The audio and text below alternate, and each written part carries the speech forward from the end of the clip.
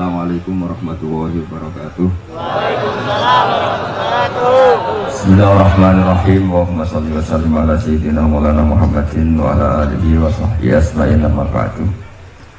Ingkang sangat kula hormati Ibu Nyai Hajah Zakia Mistia, Imam Yahya, sedanten para putra-putra Gus Imam, wonten Gus Reza, Gus Iim, Gus Nabil, Gus Isil, Habib Muhammad Al-Habsyi, Gus Kaula Kiai Abdul Rauf Maimun Zubair, yang kula hormati para santri yang sangat kami cintai. Ini semoga saya jadi wali penuh.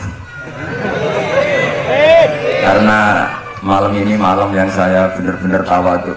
Tawadhu itu sopan sekali karena diatur-atur ya mau, didolimi juga mau. Jadi ini benar-benar malam yang spesial bagi saya karena saya ini kalau di Rembang termasuk sudah kiai. Di sini dengan semudahnya diatur-atur, diberi gelar yang paling tidak saya suka. Karena saya memang nggak pernah ingin terkenal, ingin viral, tapi itu Allah yang menghendaki, bukan Gus Reza. Jadi kalau protes saya ya protes sama Allah Subhanahu wa Ta'ala. Tapi begini, sebetulnya kita ini punya hubungan rahim ilmu. Saya akan matur serius sekitar 15 menit, guyon 10 menit, setelah itu selesai. Secara kesanatan ilmu, Lirboyo itu kita tahu guru saya Al-Alim Al-Alamah Kiai Haji Maimun Zubair dulu itu ngaji di sini di Mbah Manap, di Mbah Karim. Dari keunikan ngaji itu adalah ketika Mbah Mun ngaji sama Mbah Zubair Sunzuru Zahab itu Finahwi karangan Ibnu Hisham itu hanya separuh. Delalah pas kesini, padahal Mbah Zubair sama Mbah Manap itu tidak wianan. Itu delalah Mbah Manap itu meneruskan persis batas akhir yang diakhiri Mbah Zubair. Jadi tidak ngulang lagi, diteruskan. Kenapa tidak diulang? Karena bacaannya Mbah Zubair ini sudah benar. Sehingga Mbah Karim tinggal meneruskan bacaan yang pernah dibacakan siapa? Mbah Zubair. Ini termasuk wa min karomati, termasuk keramatnya Mbah Karim. Saya tidak tanya apa Gus Reza keramat seperti itu, karena saya yakin ya pasti keramat. Orang punya anak buah yang macam-macam itu pasti keramat. Tadi contohkan sama saya punya anak buah waria itu bagus, karena itu persis sanad keilmuan kita. Bapak saya itu pernah cerita ke saya, hormat sama orang macam-macam. Kalau ditanya orang, Pak Yai, wong ngono kok mbok kancani, sing gelem dadi ngono ku ya sapa? Ternyata ilmu itu ditemuk Gus Reza. Artinya secara sanad keguruan seperti itu. Dulu Mbak Makhrus ngaji sama namanya Kiai Haji Khalil Harun. Itu masih pernah mbah sama Mbah Maimun karena ya dari keluarga sarang. Kemudian Gus Imam ya pernah ngaji sama Mbah Mun di Sarang.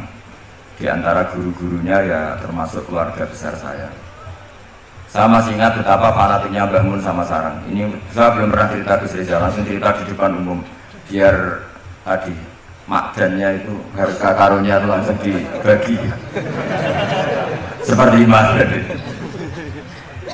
Itu Mbah Mun itu saya masih ingat. Anak putuku senajan to sak wulan kudu tahu ngaji ning Lirboyo. Saya kelas 1 aliyah, saya masih ingat disuruh nemanin Gus Kamil putra Mbah Mun yang pertama dari ibunya Mas Tia. Itu disuruh pasaran ke sini. Dan saking takdimnya Mbah Mun saya masih ingat. Itu ngasih bisaroh bentuk hadiah takdim sama zaman itu Mbak Idris, Yai Anwar, Mbah Imam, Gus Imam. Itu diamplopi sendiri. Saya masih ingat pas itu diisi 25.000. Ketika itu makan 1 bulan baru 13.000. Jadi kalau 25.000 ya kira-kira bisa makan 2 bulan. Itu diamplopin sendiri. Disuruh nganturkan Mbah Idris, Mbah Anwar, Mbah Imam, sama Gus Kafabi, sama Gus Maksum. Jadi saya pernah pasangan di sini. Saya tidak tahu apa ini sudah mewujud apa belum. Tapi karena saya itu niatin nemani Gus Kamil, saya itu tidak pernah ngaji. Ingat saya dalam 1 bulan itu ngaji 2 kali. Tahun berapa? Lupa tahunnya karena wali tidak boleh ingat-ingat tahun.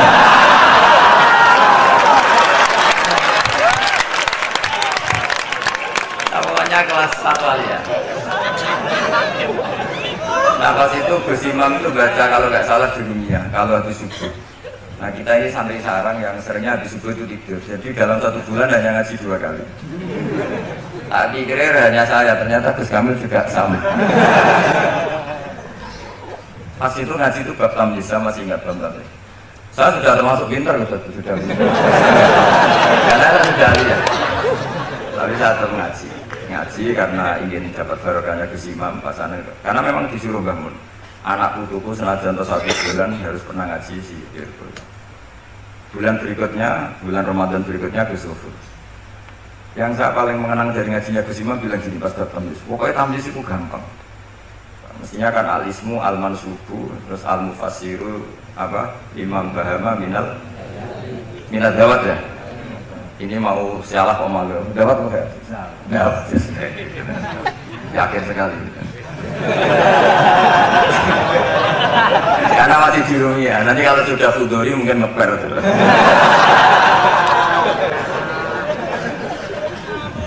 Kemarin cocokan asap sama saya, jatuhnya juga saya kalah lagi, disuruh mandi lelek.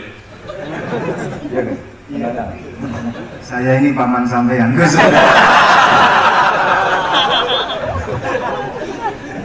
Bener-bener nasib ya, ini nasib.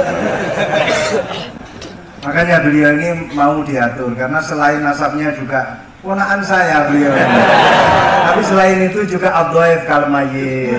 Tamu itu koyok mayit Gus. Walaupun tuh ada orang yang bilang tamu itu adalah raja. Iya, rojo sing dadi mayit itu.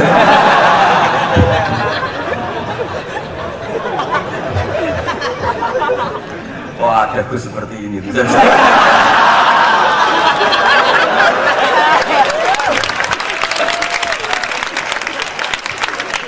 Wah, ada. Saya masih ingat Gus Imam itu lucu sekali. Cuma lucunya lebih benar dibanding putranya urusan ilmu. Itu kalau baca tamyiz. Tamyiz itu gampang. Beliau nggak pakai takrif atau definisi yang ada di jurumnya. Atau agar muni apa nih ya berarti tamyiz. Setelah itu saya pulang ke kamar. Kamar saya di baratnya dalamnya Gus Kafati. Karena ada kamar madhep timur. Utaranya musola persis. Juga ada kamar menghadap timur. Saya di situ. Tiap malam tuh nyewa sepeda ontel, kalau nggak salah harganya 25 rupiah lah. 25 terus ke Doho. Nyetel radio. Jadi kalau malam tuh nyetel radio di Doho. Ya sudah kegiatannya gitu. Tapi saya ya Islami sering ngaji dibakarin. Mungkin sering saya di manusia sama situ loh. Akhirnya dalam 1 bulan itu saya pasangan. Pas tanggal 21 pulang karena Gus Kamil putranya Mbah Mun, semua kiai sini yang ngoni Gus Kamil. Yang lucu dari itu begini, Gus Kamil tanya, "Oh, gak muni gua apa ya, boten luwes didekno wae." Hanya tadi beliau gak bilang untuk apa, boten ya berarti semuanya jenah itu. Karena yang dari Mbah Mun ke kita itu jelas ini untuk ini, untuk ini. Sehingga kita tidak berani pakai. Sama komandan, Gus. Tadi humus tadi apa seperti itu. Nah ini cerita ilmu, enggak sulus. Biar jenengan tahu bahwa sanad saya dengan Gus Reza ini zuriyatam ba'duha min ba'd. Apalagi sekarang Gus Im ini tadi cerita-cerita ke saya dapat generasi keempat dari Kiai Mahfud. Jadi istrinya Gus Im binti Kharir bin Muhammad bin Mahfud. Pak Mahfud itu tokoh yang sangat-sangat diidolakan oleh Mbah Maimun Zubair. Karena ketika ada Alfiyatus Sirahnya Imam Suyuti itu tidak ada yang bisa mensarai. Sampai datang seorang termas. Kalau beliau mungkin tidak bilang orang termas, mbahnya istri saya. Karena kalau termas beliau nggak keren, itu mbahnya istri saya. Jadi kalau nggak ngandalkan diri sendiri, ngandalkan istrinya. Nah itu nggak masalah, seperti itu juga masalah. Allah itu baik. Keramat gandul karo bojone. Iya kan baik itu. Keramat gandul karo bojone. Muga-muga keramate tetep aja sampai cuman gandul itu.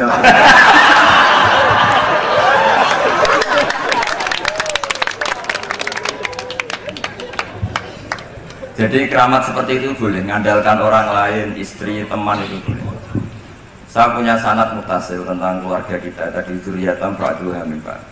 Tadi Gus Reza cerita Gus Imam dulu ya pernah ngaji sama pernah Pak D saya, pernah keluarga saya juga pernah ngaji ya dari daerah Gus Kamil. Tapi itu tadi saya hanya pernah ngaji 2 kali. Bukan karena apa-apa, kebetulan melek hanya 2 kali.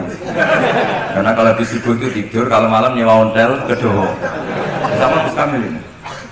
Tapi alhamdulillah itu menjadi saya membekas sekali dengan Pondok Lirboyo karena Mbah Mun saking cintanya anakku mbok saulan lah harus pernah ngaji di terus beliau katanya dulu pernah ingin di antara rencana pernah mau jadi mantu Lirboyo tapi apa mengendaki tidak. Terus beliau ngendikan sekarang wis tak kafaro ya katanya karena Gus Rauf jadi mantu Lirboyo, Gus Roji jadi mantu Lirboyo. Saya tidak akan ngafaroi Gus Riza karena baru punya anak kecil tadi. Jadi bingung nanti. Saya teruskan menyangkut sanad-sanad ilmu. Kiai Mahfud Termas itu yang nulis Hasyiatut Turmusi. Nah, kalau sini bacanya Tarmasi untuk umumnya. Tarmasi. Turmusi.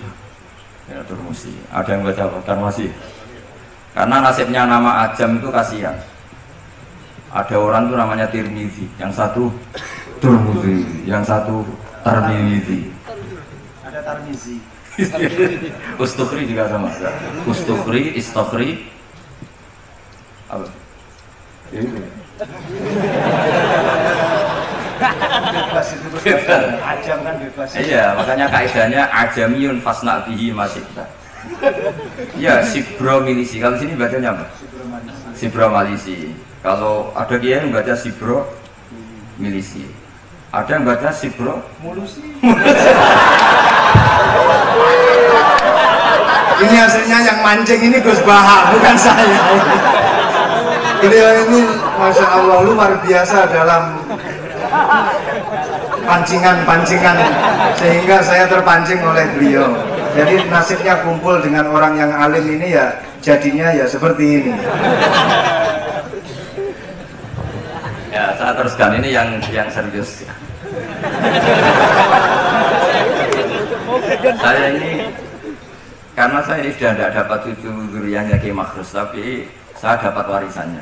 Karena sebagian cerita-cerita keramatnya keluarga Lirboyo yang termasuk santri sering diceritani keramatnya Mbah Manap itu saya termasuk ya, tentu banyak yang diceritakan keramatnya Mbah Makhrus.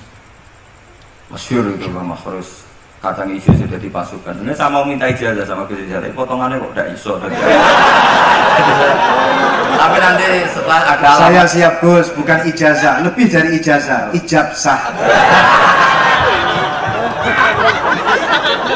Nanti kalau sudah ada indikasi bisa, saya pasti minta ijazah. Dan semenjak itu saya sudah tidak berani gojlok karena berarti guru saya. Tapi saya nanti nunggu istikharah dulu tadi. Apa bisa apa enggak ya. Nah kebetulan saya ini adalah turunan ke-8 dari orang yang bernama Soleh bin Asnawi Sepuh. Itu gurunya Mbah Soleh Darat. Mbah Mahfud dulu pernah ngaji Mbah Soleh Darat tafsir Jalalain 2 kali. Dulu Mbah Soleh Darat ngaji sama yang Mbah Soleh bin Asnawi Sepuh. Itu ngajinya juga tafsir Jalalain. Dan beliau cara ngaji itu detail sekali. Ini sekaligus apa ya?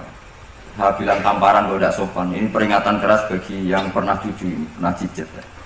Beliau kalau ngaji ditulis Hadartu indahu tafsirul Jalalain marratan.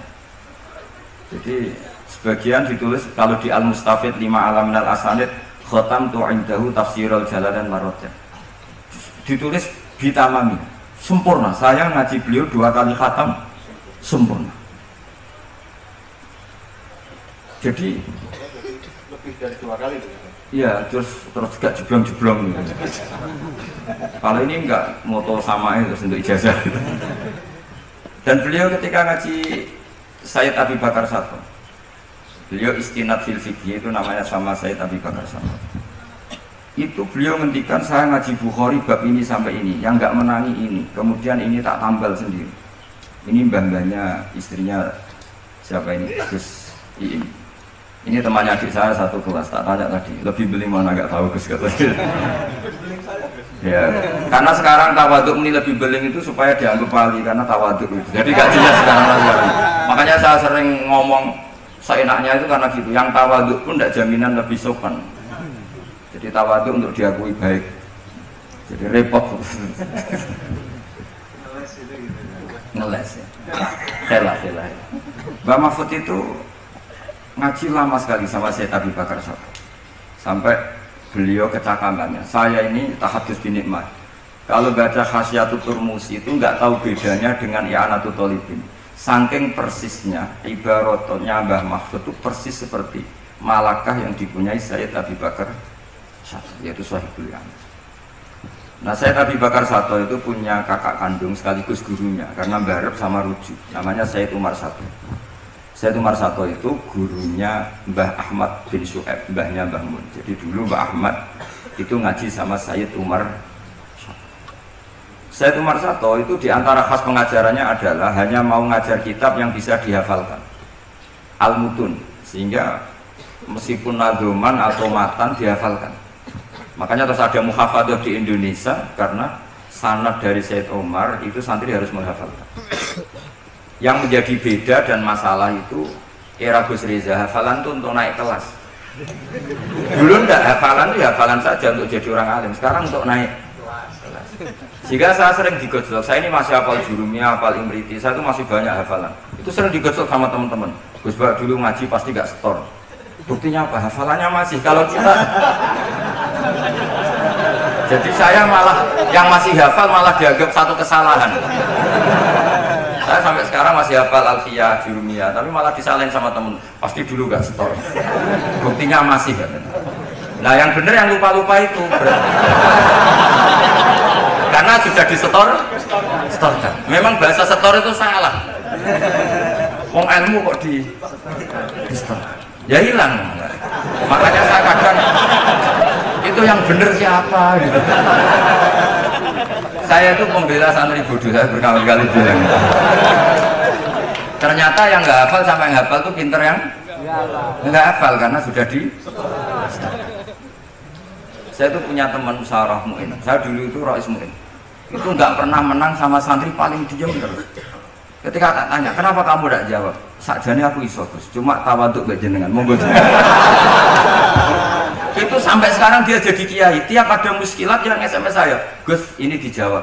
Sakjane kula nggih saged, tapi kepengen tawaduk. Itu saya tuh ya mangkel, ya mau mangkel tuh dia tawaduk, mau husnudzon kayaknya goblok betul.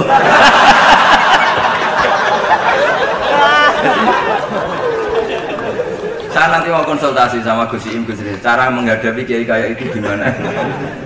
Jadi mau dibenci itu tawadhu, mau diyakini tawadhu kayaknya memang enggak bisa.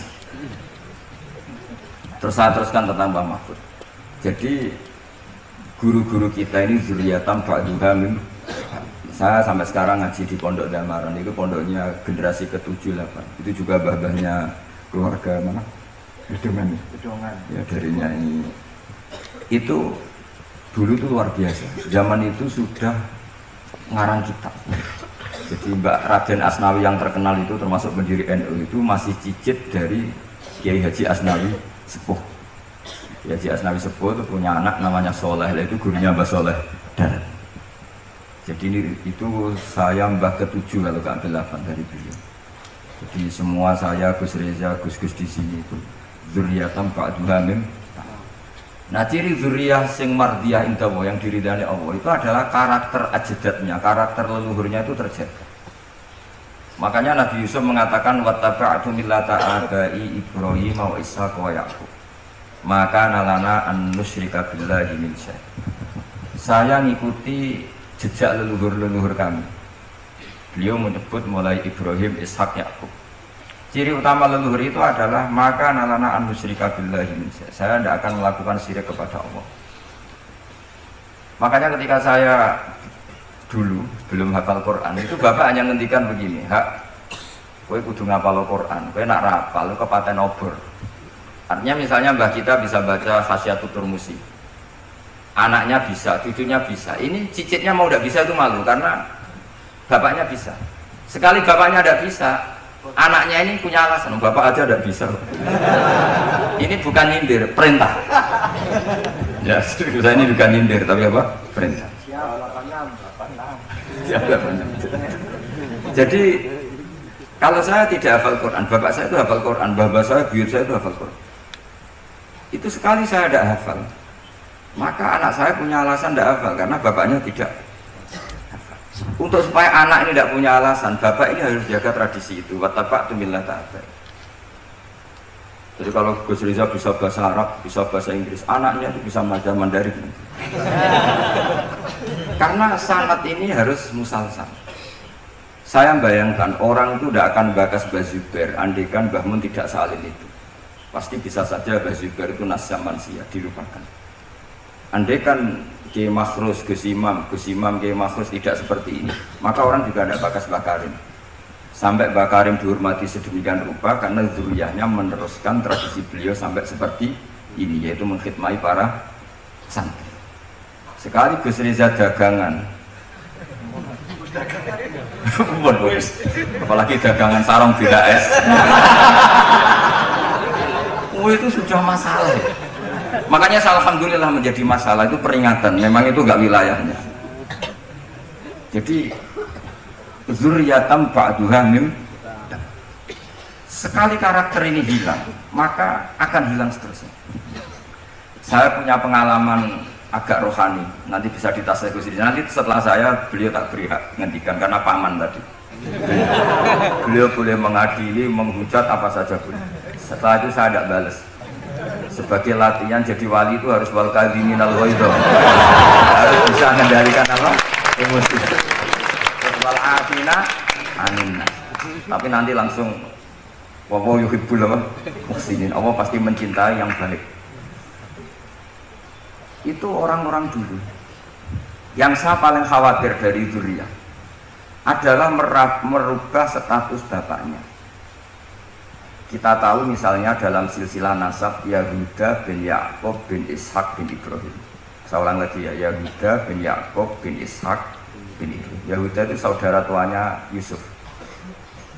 Yahuda ini kemudian secara lahir, kita tidak tahu sirrinya apa, dia punya aliran, punya paham atau punya milah yang seperti itu, yaitu Yahudi.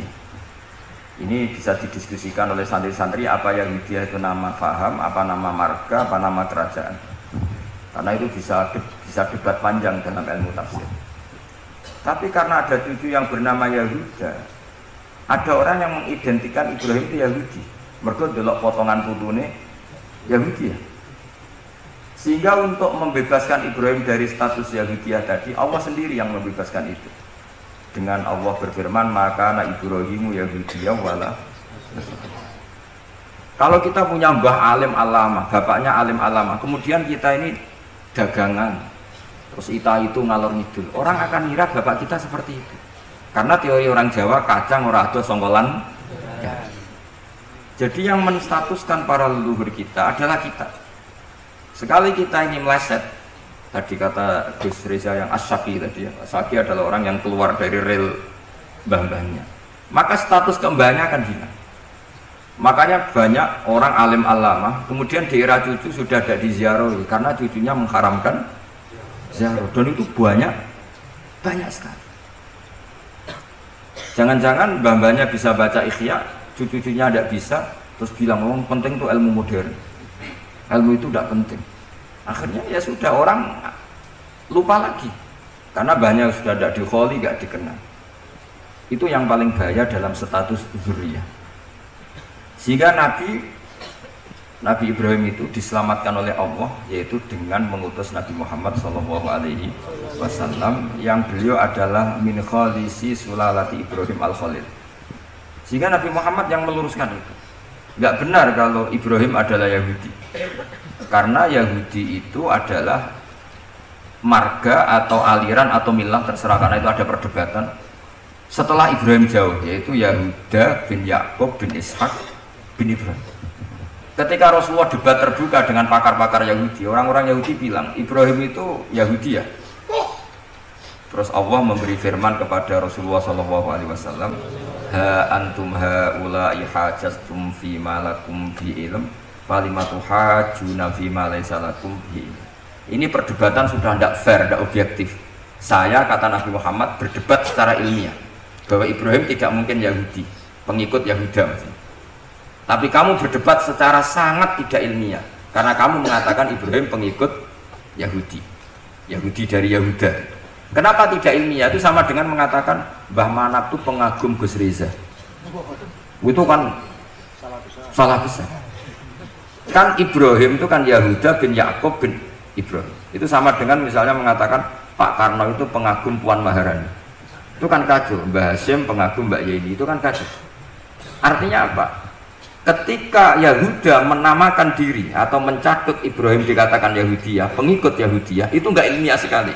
Karena Ibrahim generasinya jauh sebelum Yahuda. Makanya Quran meringatkan kita ini sudah debat secara ilmiah. Falimatuhajuna. Kenapa kamu justru berdebat yang sangat tidak ilmiah? Terus Quran sampai mengingatkan wama unzilatit Taurat wal Injilu illa min ba'di. Padahal Taurat dan Injil diturunkan setelah Ibrahim. Bagaimana mungkin Ibrahim pengikut Taurat? Wong Tauratnya saja datang setelah Ibrahim.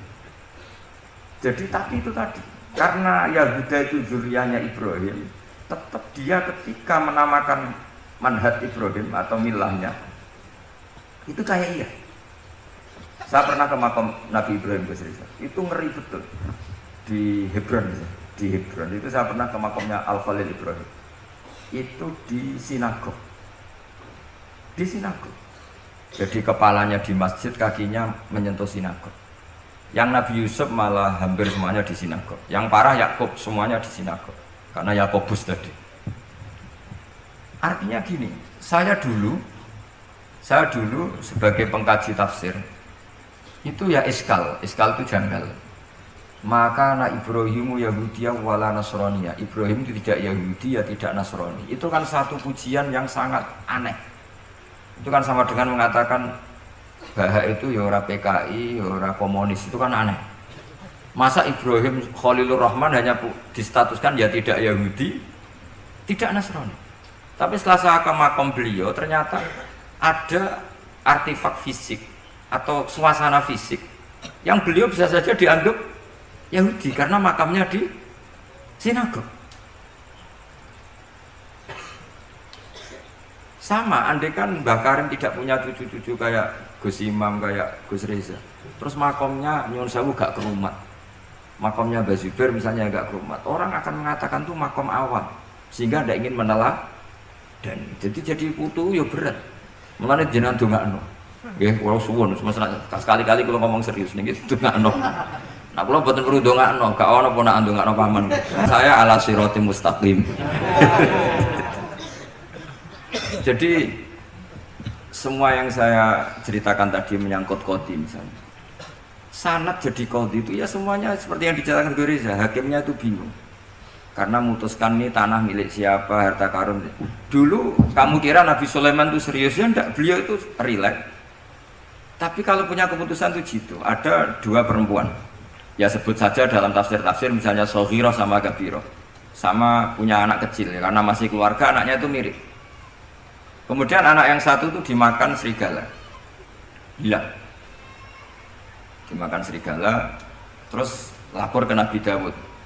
Karena yang meyakinkan itu yang satu diputuskan ini milik kamu, misalnya milik yang adiknya. Ketika keluar dari situ ketemu Nabi Sulaiman. Kalau saya hakimnya maka keputusannya tidak seperti itu. Nabi Sulaiman pas itu umurnya 13 tahun. Akhirnya dipanggil sama Nabi Dawud, ya sudah putuskan kamu. Nabi Sulaiman ngambil pedang atau pisau, ya sudah tak bagi dua, nanti separuhan kan. Jadi Nabi Sulaiman itu ya suka humor, masa anak mau dibagi dua nanti separuhan. Terus yang histeris nangis itu yang besar, yang mbaknya. Yang kecil tenang-tenang saja. Akhirnya sama Nabi Sulaiman diputuskan dikasihkan yang nangis histeris. Ditanya sama yang kecil, kenapa kamu putuskan milik mbak saya? Orang wong anak dipotong kok tenang-tenang wae. Jadi kelihatannya rileks, tapi dari basis ilmu yang luar biasa. Kalau kamu betul merasa sebagai itu anak kamu, pasti kamu akhirnya dikasihkan yang besar. Jadi tidak semua nabi itu kalau memutuskan serius, Nabi Sulaiman itu rileks. Ya tapi tentu tidak kayak Gus Rizal, lebih benar gitu kan, nabi itu lebih benar. Suatu saat ada lagi perempuan cantik itu diperkosa 4 tokoh. Jangan teruskan tokoh agama nanti sensitif. Tokoh gitu. Memang tokoh ini orang terpandang. Setelah hamil, si 4 orang tersangka ini bilang bahwa yang menghamil itu anjing. Karena zaman itu zaman yang mungkin diktatorial ya. Ya sudah diam gitu ya. Singkat cerita dilaporkan ke Nabi Daud bahwa ada peristiwa gini-gini terduga adalah anjing. Nabi Daud ya tenang saja, nggak ngerespon. Karena biasa ala wali kan tukang husnudzon. Nabi Daud itu gayanya Nabi, gaya ala wali, jadi gampang husnudzon. Kalau Nabi Sulaiman enggak. Jadi sistem reskrim itu harus matur nuwun sama Nabi Sulaiman. Orang 4 ini dipanggil. Manggilnya satu-satu. Kamu tahu kalau itu yang merkosa anjing? Ya, tahu saya. Anjingnya warnanya apa? Hitam. Sudah, kamu keluar. Keluar tidak dipertemukan sama yang 3. Yang 1 dipanggil lagi. Yang merkosa apa? Anjing. Warnanya apa? Merah. Dipisah lagi. Sampai akhirnya 4 orang itu jawabnya warnanya beda-beda. Mungkin ada kebiasaan, mungkin ada yang bilang pink, tapi nggak ada anjing pink. Akhirnya setelah semua dipertemukan bareng-bareng. Kamu tadi bilang apa? Hitam. Kamu tadi bilang apa? Merah. Kamu tadi bilang apa? Berarti padahal kamu semua bersaksi bersama bahwa orang itu peratita tadi diperkosaan. Tapi ternyata warnanya anjing beda. Akhirnya Nabi Sulaiman bilang, anjingnya ya kamu itu. Akhirnya mereka ngaku sebagai apa? Pemerkosa. Makanya dalam masalah Nabi Dawud dan Nabi Sulaiman itu Allah luar biasa mensifatinya. Nabi Dawud punya keramat, punya mukjizat. Kalau beliau baca tasbih, itu gunung dan burung-burung ikut baca apa? Tasbih. Semuanya ikut baca tasbih. Yusabbihuna bil asyi wal isyraq wa tayra mahsyurah kullu lahu awwab. Tapi orang tuh kalau suka wiridan biasanya intelijensinya itu agak gimana? Enggak usah diterangkan nanti sensitif. Akhirnya Allah ngakui fafahamnaha Sulaiman wa kullan ataina hukmau wa ilma. Jadi kalau masalah ilmu detail itu fafahamnaha Sulaiman. Kecerdasan untuk bikin keputusan itu masih cerdas Nabi Sulaiman. Tapi kalau wiridannya itu bagus Nabi Dawud. Jadi makanya orang ini nggak sempurna ya. Ada yang suka wiridan, ada. Makanya saat tadi itu kaget Gus Im bilang ketua pondoknya di Istighori Gus Reza itu saya tenane gitu. Maksudnya itu saking adabnya muji masnya apa gimana, saya itu sampai sekarang nggak paham itu. Tapi yang jelas yang diangkat tadi jangan GR kalau itu hasil istikharah. Karena saya tidak bisa yakin itu. Ya tidak bisa memaksa husnudzon. Nanti kalau di ruang dalam mau tanya istikharah betul apa enggak. Tapi yang jelas tadi. Nah kita ini alhamdulillah guru-guru kita itu wiridannya ya jalan, dan alhamdulillah santri-santri kalau kiainya wiridan ya bubar separuh, itu bagus. Saya bukan mengajarkan tapi itu bagus. Kata di jagungan sama Gus Iim, pantangannya ahlul ilmi adalah tidak boleh melakukan ijabu malam yajib, mewajibkan sesuatu yang tidak wajib. Saya itu mondok sarang tuh lama sekali. Itu Mbah Mun yang imami, itu yang bubar ya separuh lebih. Mbah Mun ya senyum-senyum saja. Ketika ada kiai tanya, Mbah kok boten jenengan wajib no wiridan? Ora oleh ijabu malam yajib, mewajibkan sesuatu yang tidak wajib. Nah, santri-santri tahu kalau itu tidak wajib. Wah, hilang. Oh iya, pimpinannya. Jadi konstitusinya ahlul ilm itu beda. Takhrimu malam yakhrum itu ya kriminal, ijabu malam yajib juga kriminal. Bahkan di Habib Abdullah bin Husain bin Thohir itu dikategorikan dosa besar.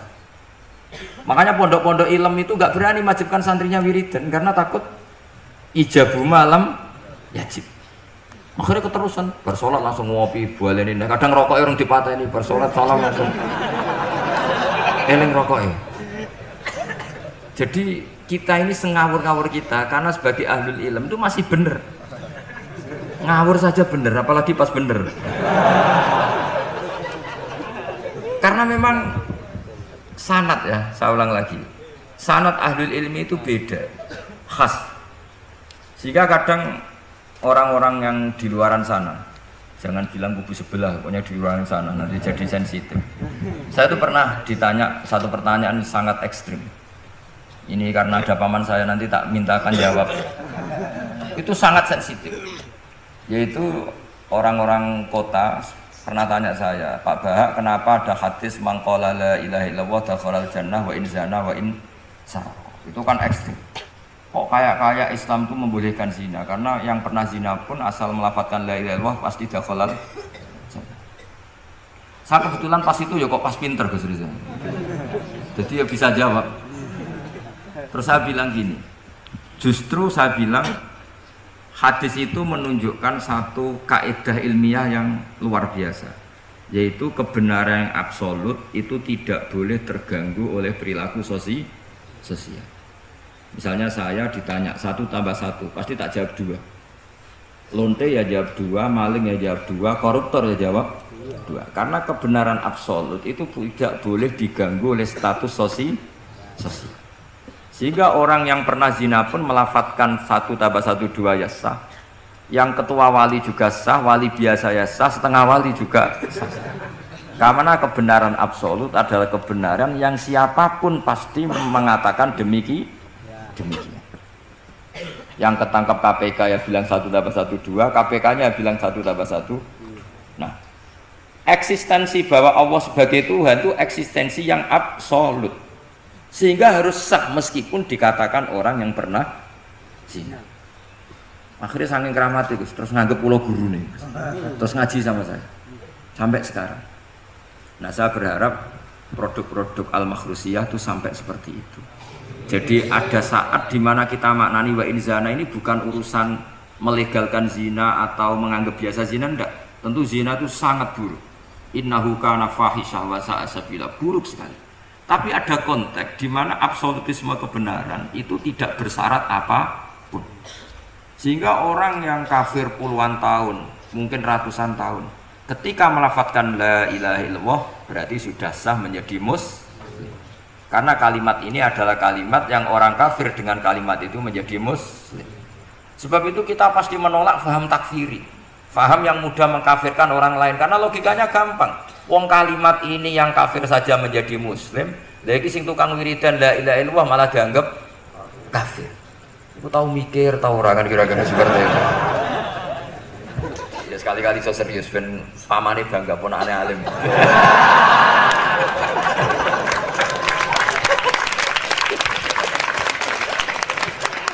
Jadi saya terpaksa ngetokno alim saya ben paman bangga gitu. Ponakanku ya alim meneh pamane.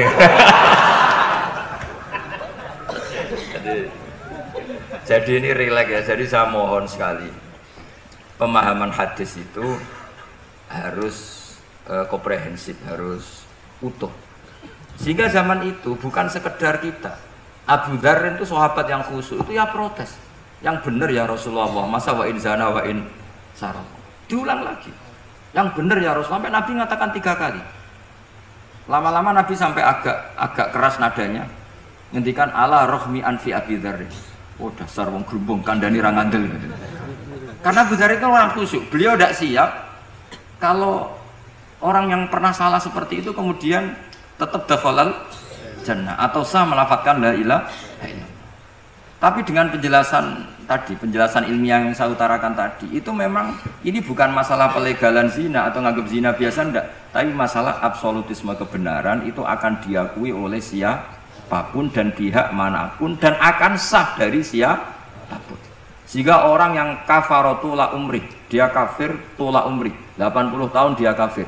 Kemudian pas mau mati melafadzkan la ilaha illallah Muhammadur Rasulullah, tetap sebagai berstatus mukmin. Qul lil ladzina kafaru iyantahu yughfar lahum ma qad salaf. Katakan kepada orang kafir, sekali dia menghentikan kekafirannya dengan talaffuz di kalimat syahadah, maka otomatis menjadi muslim.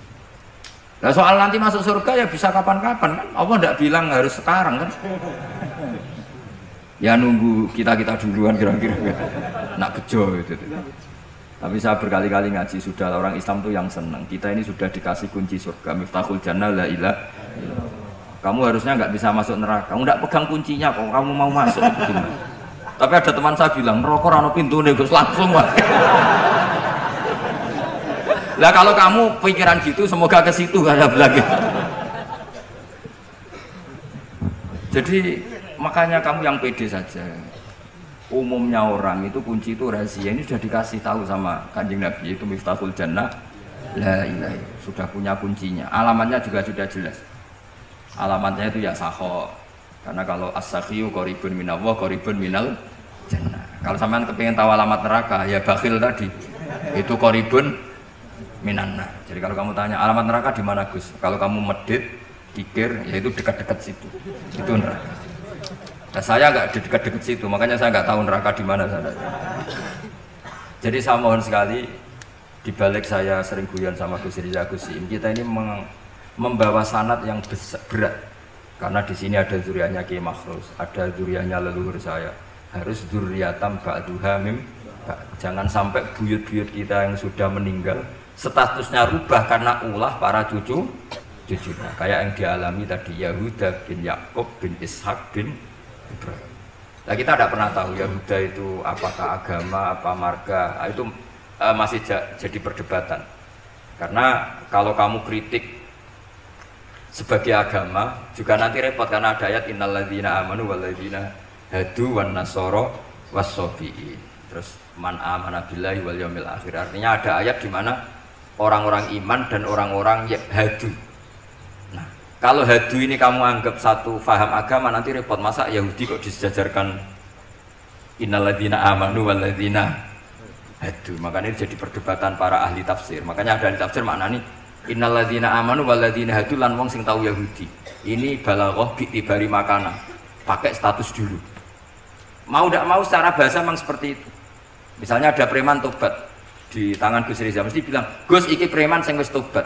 Saya wis tobat kok darani preman. Itu namanya bi'tibari makana. Jadi dengan status yang dulu. Iki wong kafir tapi saiki wis Islam. Lho wis Islam kok darani wong kafir. Ada yang maknani sehingga gak perlu kamu jadi orang liberal yang menyamakan semua agama terus dari innalladzina amanu walladzina hadu wan nasara wasabiin man amana. Semua agama itu sama. Buktinya ayat itu sama, pakai wawu ataf. Iku ora tau ngaji tafsir Mbak Gus Riza kira-kira gitu. Kalau sudah ngaji tafsir insyaallah enggak akan seperti. Jadi ayat itu ada ilmunya. Dan alhamdulillah di pondok sini, di pondok Lirboyo juga diajarkan ilmu balaghah. Jadi kadang penamaan itu bukan sekarang tapi bi'tibari makana, ngitung dulu. Paham ya? Kayak kita mengatakan ini kafir tapi sudah Islam. Itu paradok gak? Wong sudah Islam kok dikatakan kafir.